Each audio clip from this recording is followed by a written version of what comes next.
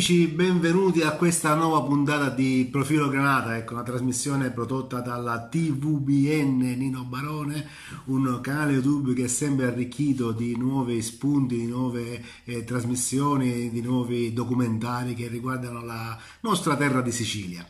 Ecco, noi invece come al solito trattiamo la nostra squadra Granata che porta un punto da Viterbo, un punto che per certi versi a un certo momento sembrava inesperato, una partita da due volti, un primo tempo e possiamo anche dire fino al 20° del secondo tempo una squadra impalpabile, una squadra che non è riuscita a tenere fronte a questa viterbese, tanto che la viterbese aveva chiuso in vantaggio per 2-0 con la doppietta dell'ex Polidori. E invece nel secondo tempo, negli ultimi 25 minuti, il Trapani è salito in cattedra ed è riuscito a riagguantare il pareggio, anche qui grazie a un loro ex, cioè ossia grazie al nostro bomber Evacuo. Allora, abbiamo qui con noi il nostro amico di questa trasmissione, Antonino Parinello, a cui chiederei insomma un parere sulla partita, su questo Viterbese Trapani. E considerato che insomma abbiamo letto sul web, ecco, stavolta diverse critiche nei confronti di questo Trapani, che soffre ancora questo mal di trasferta, che non riesce a vincere e che per poco insomma non lasciava i 3 punti a Viterbo. Ecco, mi viene da chiederti, secondo te è un punto guadagnato o 2 punti persi? Perché dal web ho pure letto che qualcuno sostiene che questa è una partita che poteva essere vinta facilmente dal Trapani e che con un atteggiamento diverso dal Trapani si poteva anche vincere. Ecco, tu come l'hai vista? Allora, io sono dell'idea e del parere che sia un punto guadagnato assolutamente, perché per come si era messa la partita, per com'era il risultato fino a un quarto d'ora dalla fine, diciamo è assolutamente a mio avviso un punto guadagnato, quindi sono d'accordo anche con quello che ha rilasciato il mister nella conferenza post partita.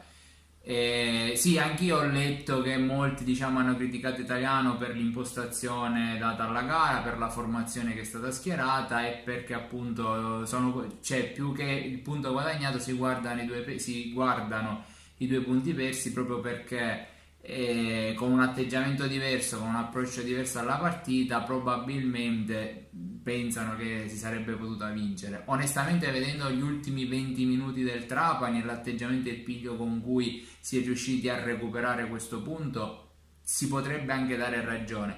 Però diciamo credo che questi stessi tifosi si facciano un po' ingannare dalla situazione che sta vivendo per il momento la Viterbese, perché sia come organico, sia come abbiamo potuto vedere per 70 minuti, come diciamo assetto tattico, come diciamo, tecnica degli individui, dei singoli e come trame di gioco, la Viterbese non è assolutamente una squadra che squadra assolutamente di categoria, una squadra che sicuramente salirà la classifica e piano piano si riprenderà la posizione che merita. La Viterbese si trova lì soltanto perché ha iniziato il campionato in ritardo, tutte le vicissitudini senza ombra di dubbio, è una squadra valida, con giocatori validi, un allenatore molto bravo che a me piace tanto e che riesce a trasmettere anche tanta grinta agonistica, cosa che si è vista per i 70 minuti. C'è la Viterbese e ci ha proprio messo in difficoltà nell'atteggiamento.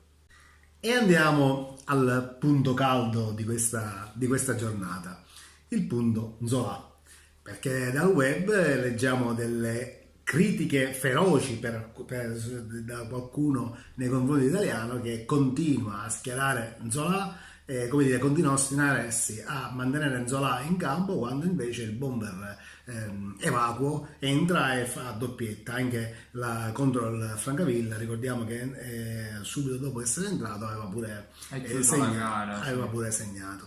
Allora qualcuno dice: perché Italiano si ostina a continuare a far giocare Nzola avendo così un Evacuo così in forma in questo momento?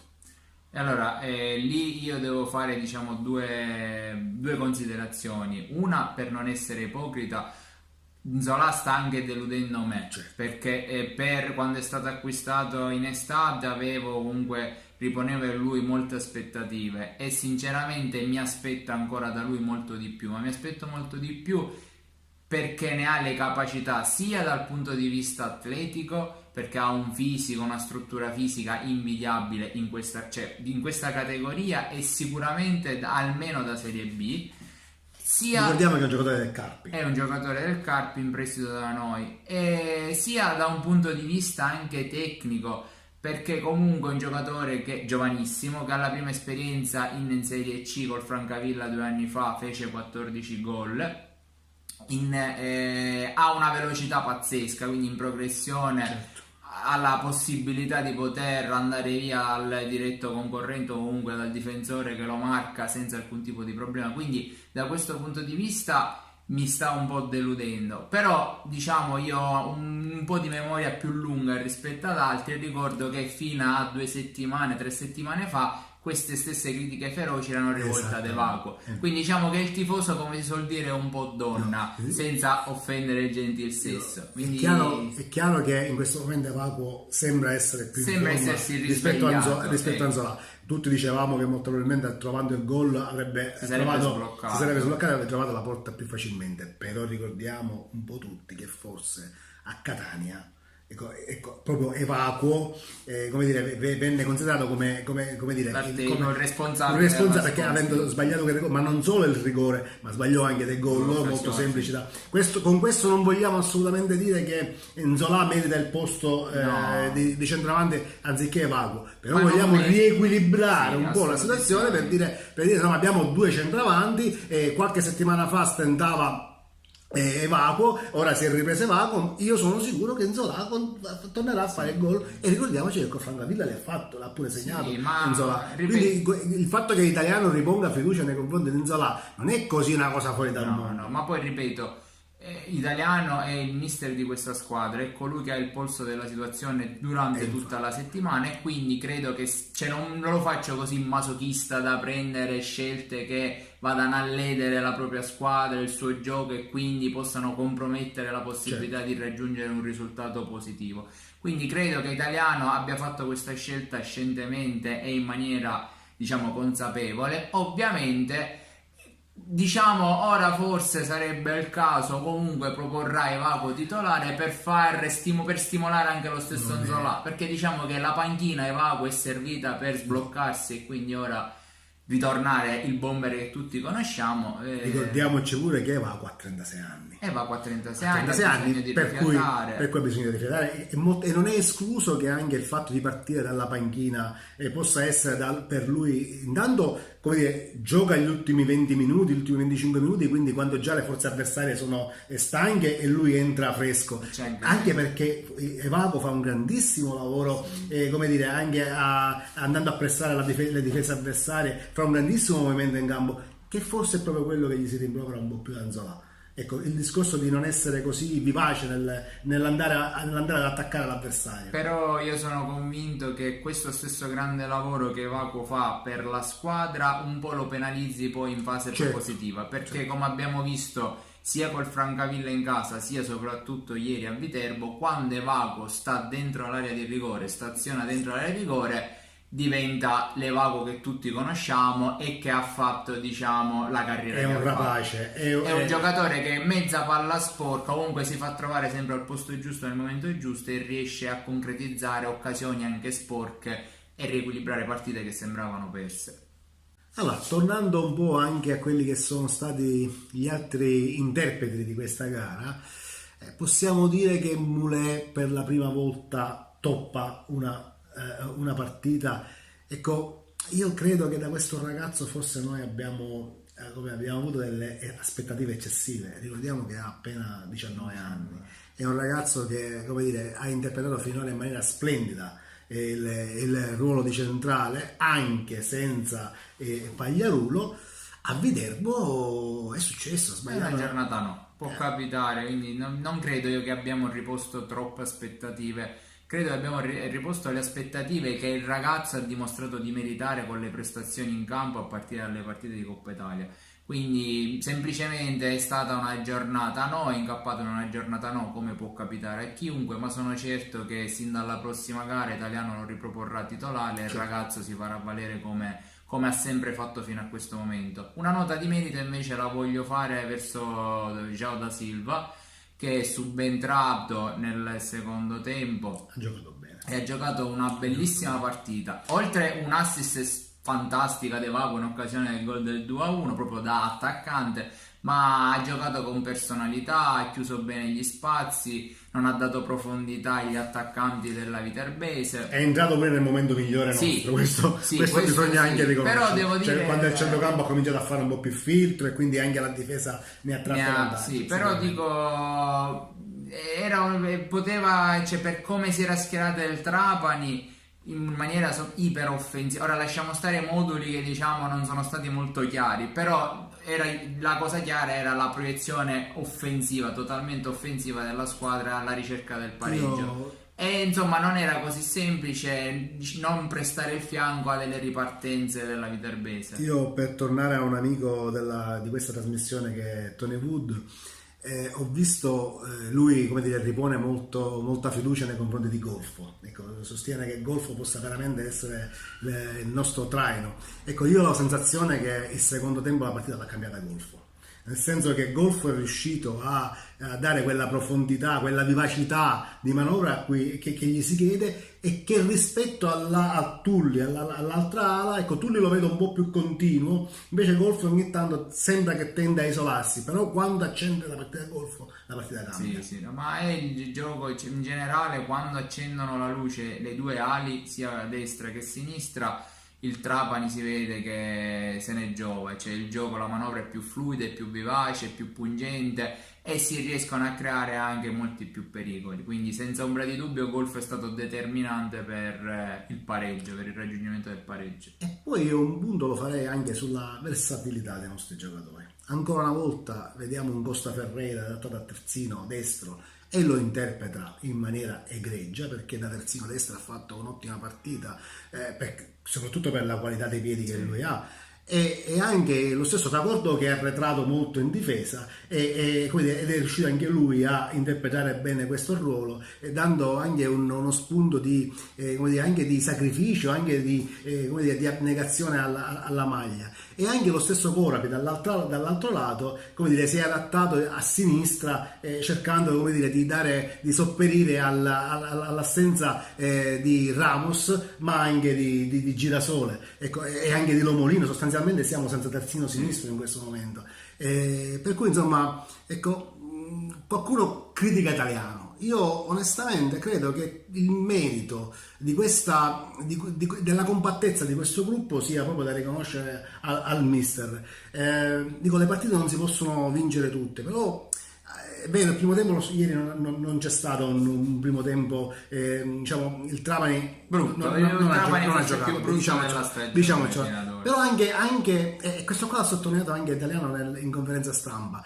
Ancora una volta si è vista la reazione, l'abbiamo vista con Francavilla, l'abbiamo vista e l'avevamo vista anche a Catania, perché a Catania il Trapani ha cercato poi di recuperare la partita. 3-0 è stato veramente pesante. Solo a Cava credo che il Trapani non è riuscito, non ha interpretato subito bene. Dopo il gol non ha avuto quella reazione per cercare di riequilibrare la partita. Comunque sì, diciamo che appunto è stato il pareggio del collettivo, a parte diciamo le individualità che sono emerse e che hanno un po' cambiato la partita, come Vago che è entrato e ha realizzato i 2 gol, Golfo che si è acceso, e i cambi, Toscano stesso che quando è entrato ha avuto un impatto determinante sulla gara, infatti con personalità si è posto davanti la difesa, ha toccato tantissimi palloni e impostava la manovra dalle retrovie. Togordo che si è sacrificato, una bella risorsa Toscana, Costa Ferreira, diciamo che proprio è la risorsa, come ho avuto modo di dire nella trasmissione di sabato scorso quando abbiamo affrontato il turno di riposo, la vera risorsa di questa squadra quest'anno credo sia proprio il gruppo, il collettivo, la forza del collettivo. Andiamo verso la prossima giornata, avremo il big match, ospiteremo la Juve Stabia, attualmente capolista.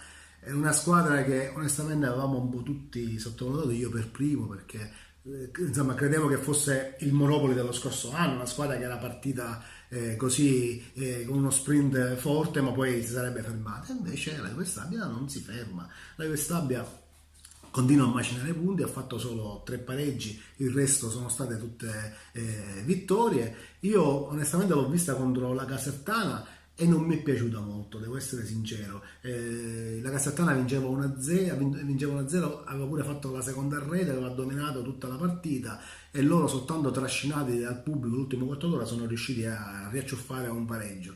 Però è una squadra che evidentemente è una squadra di categoria, una squadra che riesce a fare punti anche quando gioca male, vince o comunque non lascia punti agli avversari. Ecco, vedremo di che pasta sono fatti. A me avranno diverse individualità. A me ne piace una in particolare, che è Mezzavilla, è un centrocampista di quelli dai piedi buoni, un classico regista che sa fare anche interdizione. Ecco, lo ricordo lo scorso anno qui con la Regina e fece una partita che a me piacque in maniera particolare. Ecco, tu invece di Juve Stabia che ne pensi? No, la Juve Stabia io credo sia... Anch'io non mi aspettavo questo rendimento. Credevo sin dall'inizio del campionato che fosse una delle migliori squadre del girone, ecco. Tra quelle di seconda fascia, perché le favorite sappiamo tutti erano Catania, Catanzaro e Casertana. Poi tra le squadre di seconda fascia che si sarebbero potute rivelare le sorprese, oltre al Trapani era stata inserita anche la Juve Stabia. Scusami se te lo ma Casertana e Catanzaro, se vedi, stanno un po' recuperando, sì, e stanno uscendo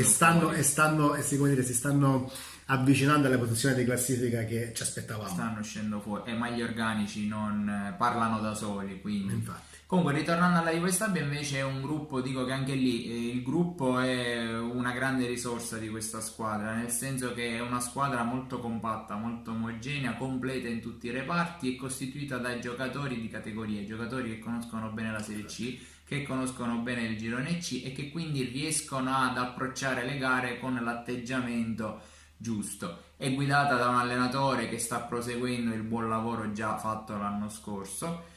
Ed è una squadra, diciamo, ricca di tante buone individualità, ad esempio, per fare qualche nome, Trost, Carlini, Paponi, Viola, Mastalli, quindi ci sono vari giocatori molto interessanti. Tu hai menzionato Mezzaviglia, io invece vorrei porre l'attenzione su un giovane molto interessante che in queste prime 13 partite ha fatto davvero molto bene, Calò. Un centrocampista di grande qualità che ha anche un bel tiro dalla media e lunga distanza, sa tirare, sa calciare bene anche le punizioni, quindi è un giocatore che sta emergendo e verso cui insomma riporre una dovuta attenzione. Va bene, staremo attenti. Sabato prossimo, ricordo, giochiamo alle 14:30 all'8 di dicembre, ma la Lega ci considera, la Lega dimostra ancora una volta di tenere in forte considerazione i tifosi. Questo è un bel regalo, noi vi salutiamo e se la trasmissione vi è piaciuta cliccate qui.